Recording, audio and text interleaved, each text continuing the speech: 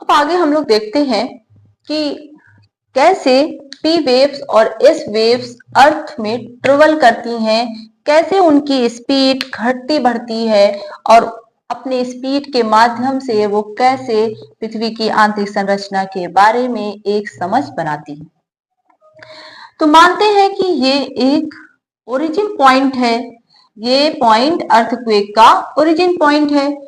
यहाँ भूकंपीय गतिविधियां हुई हैं तो यहाँ से सिस्मिक वेव्स जनरेट होना स्टार्ट हो गई। जब पी वेव्स ने अपनी यात्रा, अपना मूवमेंट स्टार्ट किया तो उसकी स्पीड थी 8 किलोमीटर पर सेकेंड। हमको पता है कि पी वेव की स्पीड 6 to 50 किलोमीटर पर सेकेंड होती है, वहीं एस वेव्स की स्पीड 5 to 7 किलोमीटर पर सेकेंड होती है। जब पी वेव्स अपने ओरिजिन पॉइंट से चलना स्टार्ट करती है पृथ्वी के अंदर की तरफ, तो हम देखते हैं कि उसकी स्पीड 8 किलोमीटर पर सेकेंड है। जब वो पृथ्वी के और अंदर आती है तो उसकी स्पीड हो जाती है 12 किलोमीटर पर सेकेंड।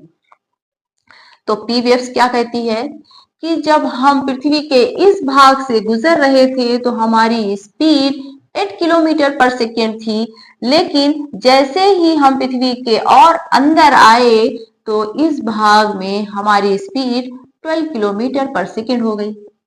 अब इसकी स्पीड से हम कैसे आइडेंटिफाई करेंगे कि अर्थ की इस भाग की डेंसिटी कम है या ज्यादा और इस भाग की डेंसिटी कम है या ज्यादा।